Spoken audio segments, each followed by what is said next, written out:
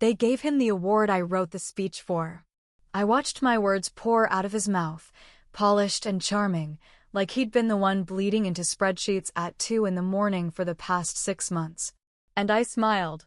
That's the part that still makes me nauseous. The office was almost empty when it happened. A Friday evening, the kind that stretches forever when you have nowhere to be but your own silence.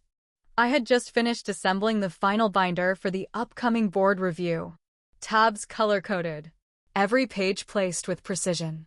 6 months of work, and no one had asked who was behind it. Again. I stayed late, like I always did, not out of duty, but because I believed that one day, someone would finally see me.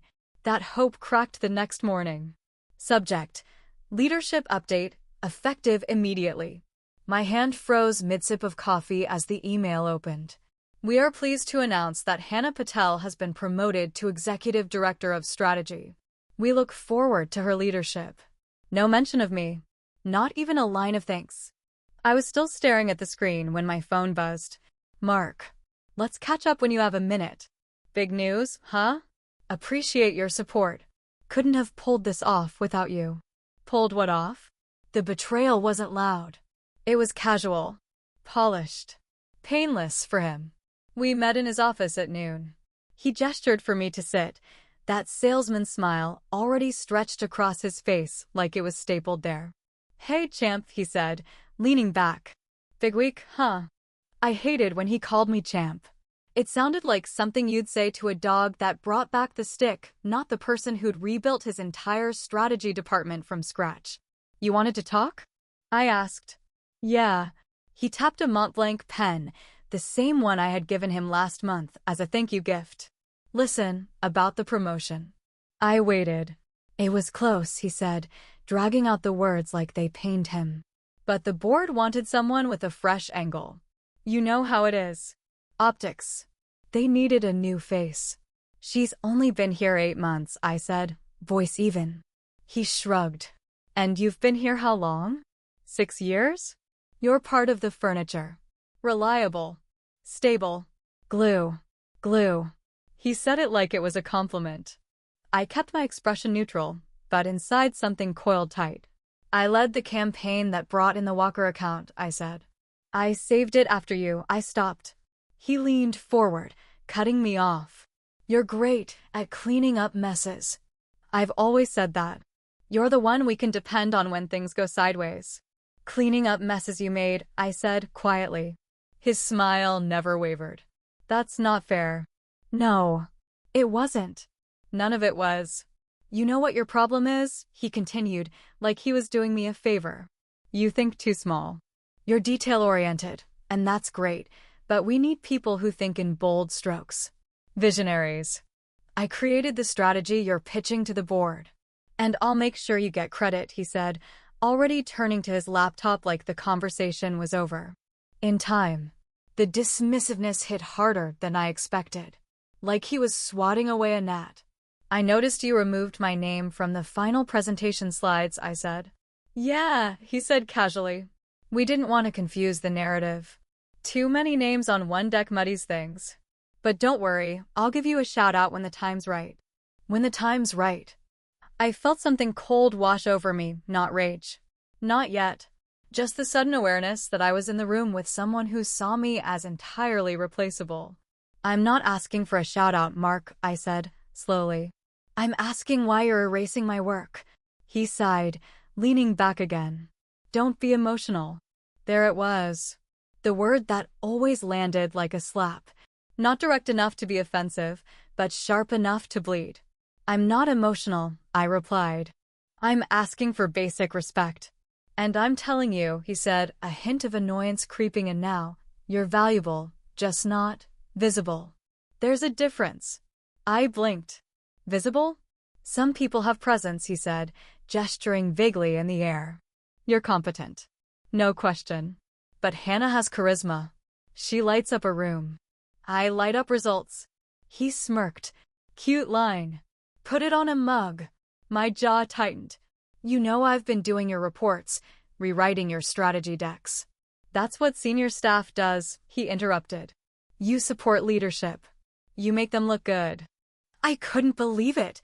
Not the words, the ease with which he said them. Like I should be proud of being invisible. Just because you don't like how things turned out doesn't mean you've been mistreated, he added. That's when it hit me. He didn't think this was cruel. To him, it was just business. Is that all? I asked, voice cool. He gave me that patronizing smile again. Don't take this personally. You're good at what you do. But you're not leadership material. Not leadership material. I stood. My hands were shaking, but I kept them at my sides. My face gave nothing away. As I turned to leave, he added, and hey, don't forget to update the deck for next week. Big meeting with the board. I'll need you at the top of your game. I nodded once. Didn't say a word. Closed the door behind me. My heart wasn't racing. It had stopped. Back at my desk, I sat motionless for 10 minutes. Every word he'd said echoed, not just the meaning, but the tone, the dismissiveness, the way he had reduced years of my work into background noise. I thought of every weekend I stayed late, every file I double-checked, every time I'd written emails under his name, every time I'd fixed a report that could have gotten him fired. I wasn't furious. I was finished. That night, I went home and opened a folder on my laptop. A folder I hadn't looked at in months, but I'd kept adding to quietly like instinct. The receipts, the logs, the emails, the notes, the inconsistencies in his reimbursements, the duplicate charges for dinners that never happened, the plagiarized phrases from past clients' strategies. I hadn't planned to use it, but now I understood something. They didn't promote Hannah because I wasn't good enough. They promoted her because I was too useful where I was. And useful people don't get lifted. They get leaned on until they break. I made tea, sat at my desk, pulled up a blank document, began to organize the evidence. No fury, no theatrics, just calm, because real revenge doesn't shout. It waits, and then it rewrites the story. I didn't get out of bed the next morning. Not right away. The sun spilled through the window like it didn't know anything had happened. My alarm went off twice. I let it. Eventually, I rolled over and stared at the ceiling, as if it might offer me answers I hadn't been able to find in people.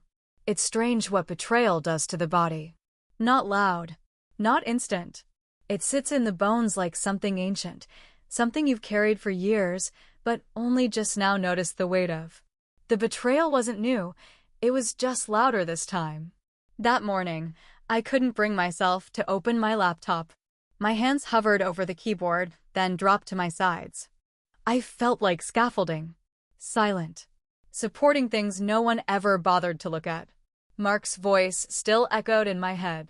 You're valuable, just not visible. The words had sunk deeper than I wanted to admit. Not because they were cruel, but because they were familiar. I'd heard variations of them my entire life. I was 8 the first time I understood what it meant to be quietly passed over. It was a school play. I auditioned for the lead, practiced for weeks in front of the mirror, memorized every line. And then, 2 days before the roles were announced, my younger brother mentioned he was nervous. He hadn't even wanted to audition, but our parents insisted. They said it would help him with confidence. He got the part.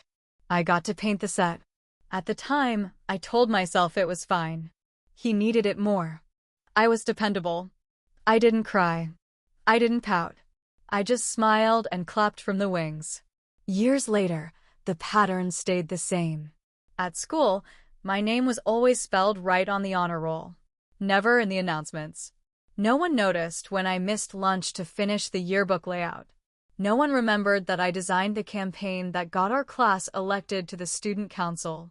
My name never made the program. My brother, meanwhile, got a standing ovation for attending one meeting and offering a joke that made the principal laugh. I stopped expecting recognition. At first, I told myself it was humility, maturity. Then I told myself it was strength. Now, I wasn't sure what it was. Just muscle memory, maybe. The instinct to disappear so others could shine. Even in college, it continued. I was the one people came to when their group projects went sideways. I rewrote entire business plans overnight and got a passing grade in return. My name never went on the cover slide. By the time I started working at the firm, I had already trained myself to be quiet, helpful, efficient. Mark had noticed me early on, not in a flattering way, in a convenient one. "You catch things no one else does," he told me after my first quarter. "You're the net." At the time, I took it as praise. I didn't realize it was a warning, that I'd become the person who fixed everything but never owned anything. Who stayed late to clean up after mistakes I didn't make? Who sat in on calls I wasn't introduced on? Who prepared presentations I never got to present? I remember once, during a review cycle, Mark had said, "You're a solid worker. The kind of person every team needs. But you're not quite standout material." Not standout. That word clung to me like static. No matter what I did, it was never enough to be seen. I once caught a major client billing error, one that would have cost us hundreds of thousands. I flagged it, fixed it, and when the client sent a thank you, Mark forwarded it to the team with a short note, "Appreciate everyone's hard work." He didn't mention my name. Not once. Even small things hurt more than they should have. When a junior associate misspelled my name in a deck, Mark chuckled and said, "It's close enough." When I stayed late to train the new hires, he told them I was the unofficial office mom. Like nurturing was my role. Like being efficient made me maternal. None of it was malicious. That's what made it worse. If someone had yelled, I could have defended myself. If someone had mocked me to my face, I would have known where I stood. But this was different. It was a slow fading. A quiet erasure. Like being painted over with beige, layer by layer. You start to doubt your own value. Wonder if maybe you are forgettable. I sat on the edge of my bed, the morning sun warm against my skin, and thought about the years I'd given to people who never really knew me. And I realized something. They didn't forget me. They never saw me in the first place. That afternoon, I went to the office. I don't know why. Habit, maybe? A final act of loyalty to a role I no longer believed in. The holiday decorations were already up, glittering lights around the doorway, a modest tree near the reception desk. I stood there a moment, watching the blinking lights. I remembered the time I had organized the office party last year. Mark had taken the microphone halfway through and thanked everyone, except me. Someone handed him a card to read from. My name had been left off the list. I told myself it didn't matter. But it had. It always had. I walked down the hall to my desk. Someone had placed a wrapped gift on it, a secret snowflake exchange. The tag read, "To our office hero. You're the best. No name. Just hero." The irony made my throat tighten. I sat down, looked around the room, and saw people laughing, planning lunch, joking about last-minute shopping. No one looked my way. I could vanish in that moment, I thought, and nothing would change. And somehow, that thought didn't hurt. It set me free. Because if they had never truly seen me, then maybe I didn't owe them anything anymore. Not my energy. Not my silence. Not my protection. I opened my laptop, pulled up the folder I had quietly named Compliance Drafts. It sounded boring, which is why no one ever asked about it. Inside were copies of receipts, travel reports, redacted emails, and suspicious inconsistencies. All of it backed by timestamps, calendar invites, and internal systems. I remembered the first time I noticed something wrong, a dinner charged twice, listed under 2 different client names. I asked Mark about it. He laughed and said, expense games. Everyone does it. Just tweak the label." I had tweaked it. Not because I agreed, but because I thought I owed him loyalty. Now, I realized I owed myself more. I printed 3 key pages, highlighted the duplicates, clipped it together. Then I opened a new email to compliance@firmname.com. Subject, discrepancies in executive reporting. I didn't write anything dramatic. No manifesto. No emotion. Just a simple note. Please see attached for inconsistencies observed in recent reports. timeline and documentation included. I trust your office will handle this with appropriate discretion. I signed it without hesitation. Then I sent it. Not out of anger, but because, for the first time, I understood this. Silence isn't grace when it protects harm. Silence is compliance. And I was done being complicit in my own disappearance.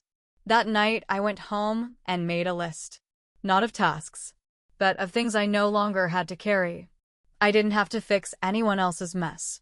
I didn't have to prove my worth to people who only saw convenience. I didn't have to smile through being erased. Outside, it started to snow. Not a storm, just a quiet drift. The kind that hushes the streets and makes everything look clean. I stood by the window and watched the flakes fall. No one called me that night. No one asked how I was. And for once, that felt okay. Because for the first time, I wasn't waiting to be seen. I was watching them forget how much they needed me. And they were about to find out. It didn't happen all at once. That's the thing about walking away. The world doesn't announce it. There's no thunderclap. No dramatic music. Just a quiet shift. A moment when you decide not to bend. Just this once. And then another. And another. And eventually, you're not bending anymore. You're gone. Monday came like any other. Cold and gray. The streets outside were coated in a thin layer of snow that hadn't yet turned to slush. The kind of snow that makes the world look softer, but underneath, it's still ice. I watched it fall through the window of my apartment, coffee cooling in my hands. My calendar buzzed. Morning sync with the strategy team. Weekly alignment with Mark. A prep call for the board. I didn't log in. Instead, I sat in silence and let the calendar alerts pile up like unanswered knocks on a door I no longer opened. No anger. No guilt. Just stillness. By noon, I knew someone had noticed. My phone vibrated on the counter. Once, then again. A third time. Messages from the office. My absence wasn't loud, but it was inconvenient, and that's when people start paying attention. I didn't respond. Instead, I opened my work laptop, navigated to the administrative panel, and began removing myself from the systems I had quietly built. Automation scripts, budget templates, compliance reminders, forecasting models. All mine, all invisible, all necessary. Gone, one by one. No dramatics, no warnings, just toggles flipped, one after the other, like someone turning off lights in a house they no longer plan to live in. I canceled the weekly reports, disabled the back-end dashboard that Mark used to pull his insights, the custom spreadsheet that translated raw metrics into board-ready visuals. I deleted the macros and let the data return to its unpolished state. If someone else wanted to polish it, they could. Let them stay until 3 a.m. Let them learn the formulas. Let them care. I didn't anymore. There was something strangely freeing about it, not in a vengeful way, but in a quiet reclaiming, like stepping out of a coat that never fit but you wore because it was expected. I didn't post anything online. No vague updates. No inspirational quotes about resilience. This wasn't a rebirth. It was a release. That afternoon, I walked through the city with no destination. Just wandering, watching, letting my thoughts settle like the snow beneath my boots. I passed a small park empty, the benches covered in frost. I sat on one, pulled my coat tighter, and breathed in the cold. It stung, but it felt clean. Honest. My phone buzzed again. Mark. I let it ring. An hour later, another message. Hey, not sure what's going on. We really need your updates for the board deck. If you could jump on a call, that'd be great. It wasn't until the fourth message that he changed his tone. This is starting to reflect poorly. We're all under pressure here. Don't make this harder than it needs to be. I smiled, not out of satisfaction, but out of recognition. There it was. The shift. From concern to control. I had spent years making things easier. Now, without me, everything was harder. I stood and kept walking. That evening, I did one last thing. I submitted my resignation, Not with fanfare, just a quiet message to HR. No explanations. No commentary. Just facts. Effective immediately. I knew what it would trigger. Panic. Confusion. Maybe denial. But I didn't stay to watch the aftermath. I turned off the phone, shut down the work laptop, tucked them both into a drawer like closing a chapter. Outside, snow continued to fall, steady, soft, relentless. It reminded me of how I had worked, quietly, endlessly, without being seen. And now it would cover the ground I walked away from. The next day, I woke to silence. No alarms. No urgent emails. No back-to-back meetings. Just light pouring through the window and the distant hush of snowfall. I stood in my kitchen, sipping tea, and thought about how often I had ignored this stillness. How often I had filled my days with noise because I thought that was what being valuable sounded like. Now, in the quiet, I felt something different. Not relief. Not victory. Just space. I went through old papers, sorting what mattered from what didn't. Receipts. Memos. Printouts with notes in the margins. So many details I had remembered because no one else would. I found a folder I had forgotten about, one I'd labeled drafts years ago. Inside were documents I had prepared for team growth strategies, proposals that had never been sent, outlines for systems that could have improved our work. All of it rejected or ignored. Too complex. Too early. Too much. I used to believe that was my fault for being too eager. Too organized. Too much of something. Now I saw it for what it was. They hadn't known what to do with someone like me, someone who built quietly, thoroughly, without demanding the spotlight. So they took what they needed and dismissed the rest. I'd burned the drafts, not out of bitterness, but because they weren't mine anymore. They were part of a version of me that had always waited. Waited to be chosen. Waited to be promoted. Waited to be understood. And now I wasn't waiting. That evening, I passed by the office building. Just walking by. Lights still on. People still inside. I watched through the glass, the familiar desks, the busy figures, the same controlled chaos. I wondered if anyone had noticed I was gone. Not the absence. The vacuum. The tasks that no longer completed themselves. The reports that no longer arrived polished. The questions no one else had answers to. I imagined Mark in the boardroom, flipping through a deck that no longer made sense. I imagined the panic under his calm exterior, the pressure cracking through his rehearsed charm. I didn't feel triumphant. I felt honest. Because finally, the cracks they had ignored were now visible. And the glue they'd never thanked was gone. I returned home and lit a candle. Not for mood. For clarity. It was something I hadn't done in a long time, sit in a dark room and let the flame be the only light. It flickered softly, casting quiet shadows on the walls. I thought about how often I had lived in shadow. How often I had shaped myself to fit spaces never meant to hold me. I used to think that stepping away meant failure. That choosing myself meant abandonment. But now I saw the truth. Refusing to break for others isn't selfish. It's self-preservation. The snow thickened outside, covering every surface in white. Erasing footprints. Resetting everything. It didn't care who had walked where before. And neither did I.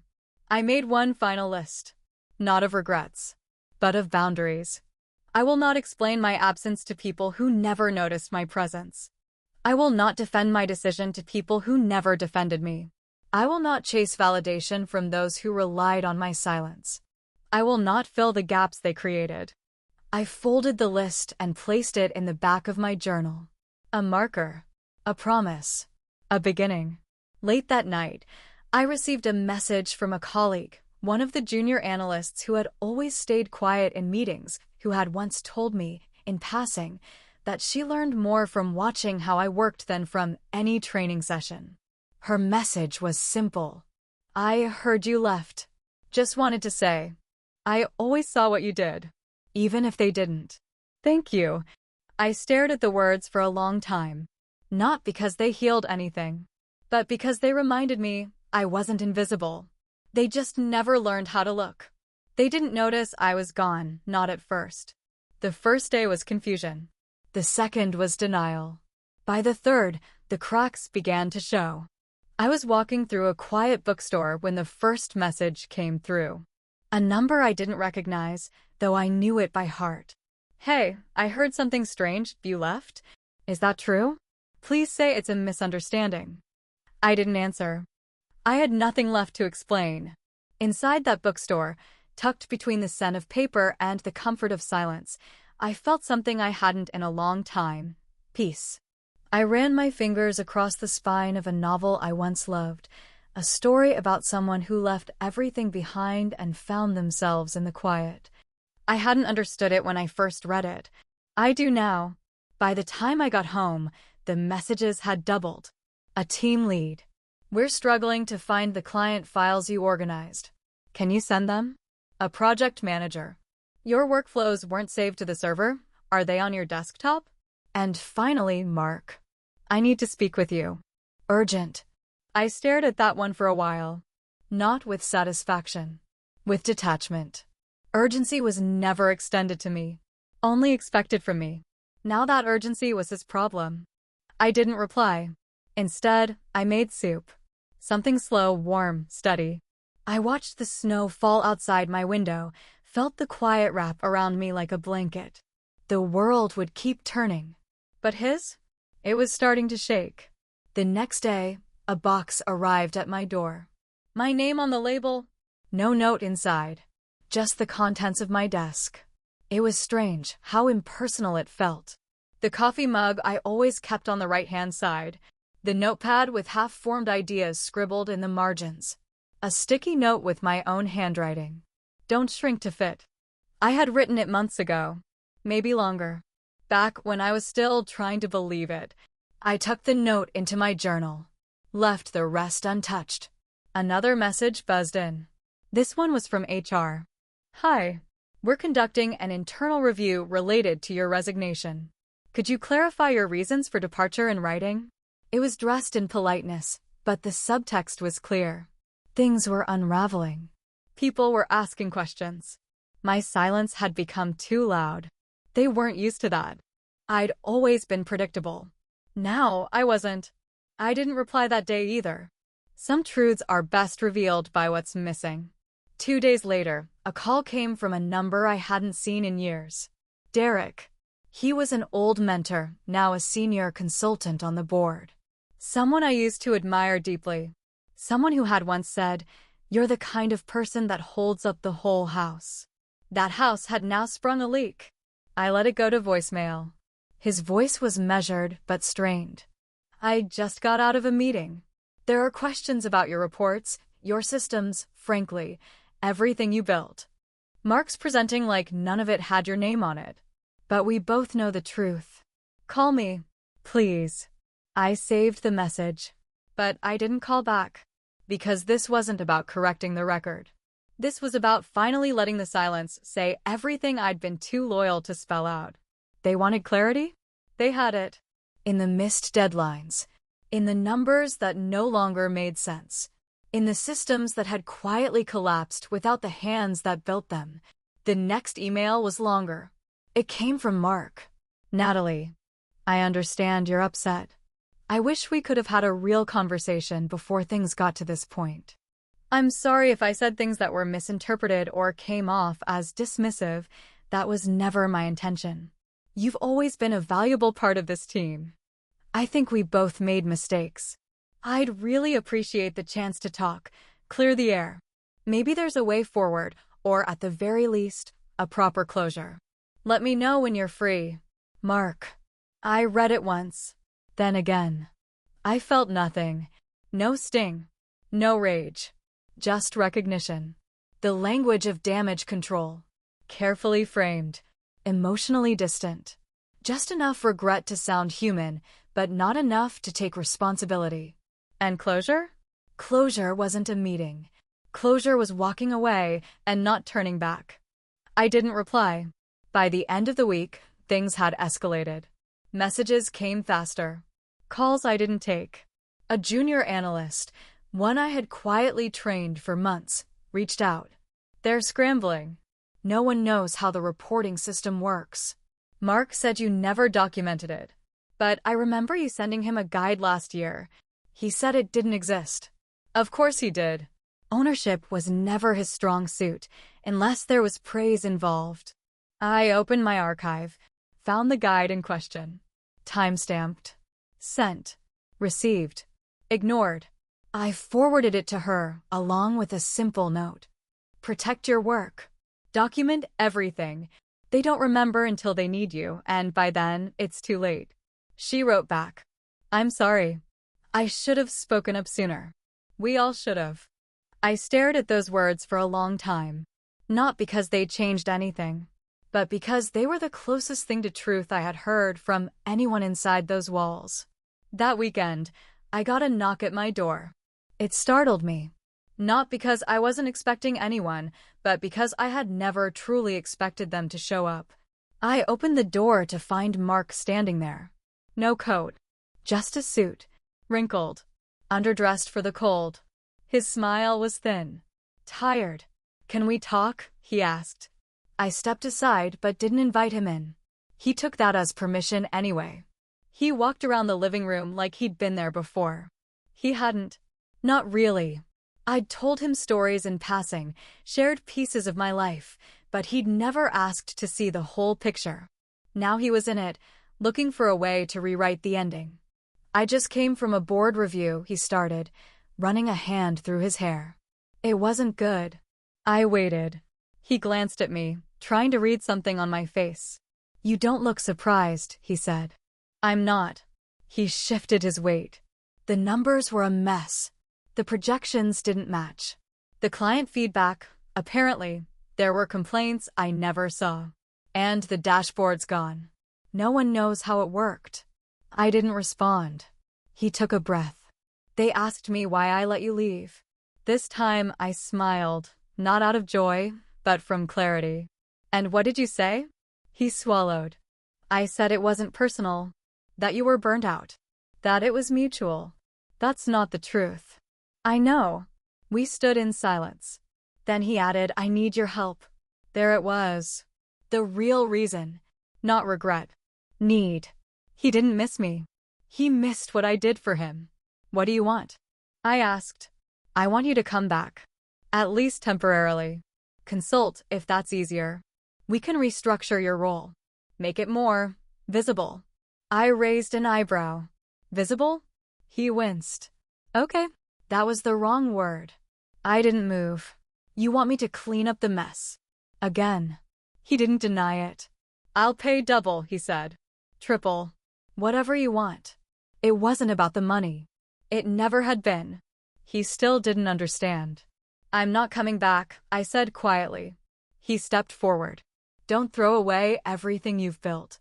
I met his eyes. I didn't. You did. That was it. No raised voices. No speeches. Just truth. And the soft sound of snow falling behind him. He left without another word. This time, I didn't watch him go. The following week, I received one final email from HR. Due to unresolved gaps in system ownership, we are conducting an audit to assess risk and continuity. We may reach out to you for formal documentation of your prior contributions. I didn't respond. Let the audit speak. Let the gaps speak. Let my absence say what my presence never could. And still, I felt no pride in the unraveling. No victory in their struggle. Only this. Some things are built so quietly, people forget they were ever constructed at all. Until they fall. And then, suddenly, the silence becomes impossible to ignore. There was no final blow-up. No dramatic confrontation in a boardroom. No confession. No apology. Just a quiet withdrawal. And the silence that followed it. That's how it really ends most of the time. Not with fireworks, but with distance. You stop showing up. You stop offering. You stop filling in the spaces they assumed were yours to occupy. And eventually, they notice. Then, they panic. But by then, it's too late. I hadn't heard from anyone in several days. Not from Mark. Not from HR. Not even from the junior team members who used to send nervous questions at midnight. I thought I'd feel relief. Instead, I felt something closer to stillness, like the air after a storm. I had returned to my routine slowly. A walk in the morning. Reading again, not because it made me smarter or more productive, but simply because it brought me joy. I'd forgotten what that felt like. Doing something just for myself. For years, my time had been rationed out to other people's needs. Meetings. Reports. Last-minute crises. Now, I sat down with a mug of tea and didn't look at the clock. It felt like reclaiming a language I had forgotten how to speak. Then, one morning, an envelope arrived in my mailbox. No return address. Inside was a single handwritten note, neat and deliberate. You spoke at my grandmother's retirement home last fall. You probably don't remember me. I was the one who took notes in the corner, the youngest staff member on shift. You said something that stuck with me. You said, people deserve to be seen before they disappear. I just wanted to say thank you. You helped me realize I didn't want to disappear either. There was no signature, no name, but I remembered that talk. I'd volunteered to do a wellness session at one of our partner facilities. No cameras, no recognition. I'd done it because I believed in it, because I saw something familiar in the residents there, people who had spent their lives giving and were now forgotten once they stopped being convenient. That note, from someone who had seen me in that moment, not as a function, but as a person, landed deeper than all the corporate praise I had never received. It was enough. The next day, my phone rang. Not a number I recognized. But curiosity got the better of me, and I answered. A soft voice on the other end. Hi, Natalie. This is Elisa from the board. I hope I'm not catching you at a bad time. No, I said. It's fine. She paused, then added carefully, I just wanted to say. I'm sorry we didn't know what was happening. You shouldn't have had to carry as much as you did. I didn't speak right away. I wasn't used to hearing that kind of honesty. She continued, Mark has stepped down. There's going to be a formal investigation. I'm not calling to ask you to come back. I just thought you deserved to know. I nodded, though she couldn't see it. Thank you. And also, she said gently, your documentation helped. Quietly. Clearly. You didn't seek revenge. You told the truth. We're trying to do better with it. After we hung up, I sat on the couch for a long time. Not because I was grieving, but because I was finally breathing freely. A few days later, it started again. Emails. Calls. This time from people I hadn't heard from in years. Former colleagues. Mutual connections.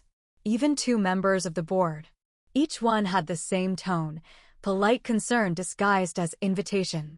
We'd love to hear your side. Would you be open to a conversation? We think you could be part of rebuilding things. I didn't respond to most of them, but one message from a senior partner I used to admire stood out. She wrote, I should have spoken up sooner. I saw what you were doing all those years. I just let it happen because it worked for me. I'm sorry for that. I won't make the same mistake again. That one, I replied to. Just 2 words. Thank you. No bridge building. No offer to return. Just the quiet acknowledgement that mattered more than anything they could offer now. Mark tried one last time. A short message, this time. I know I handled things badly. I lost a lot.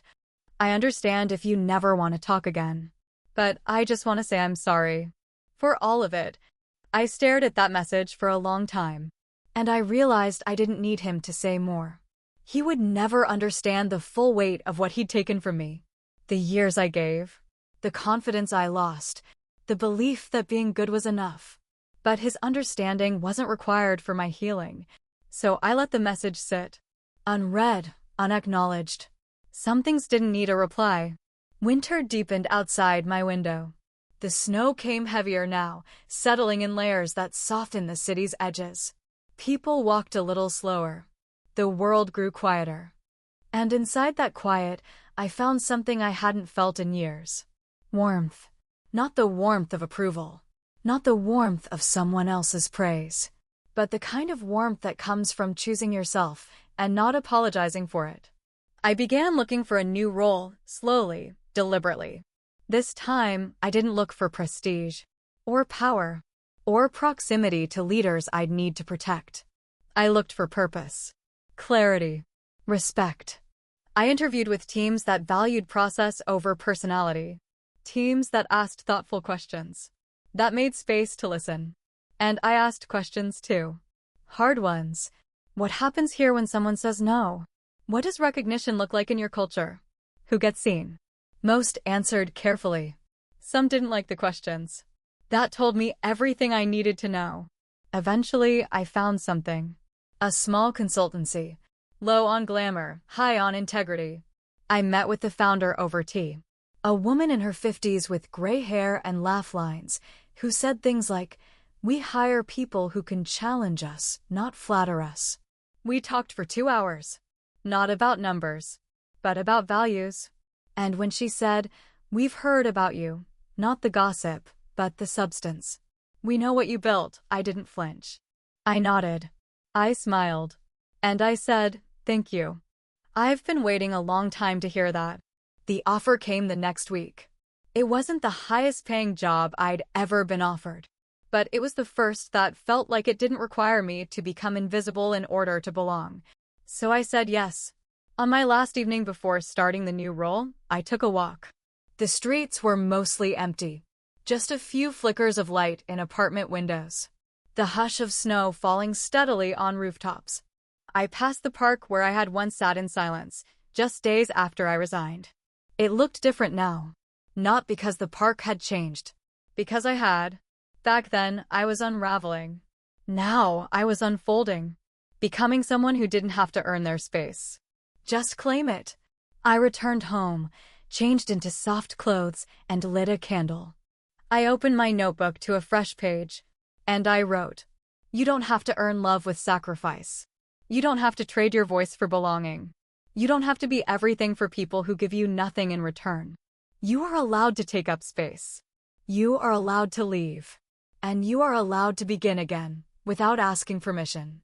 I closed the notebook, let the candle burn low, and, for the first time in years, I slept not out of exhaustion, but peace.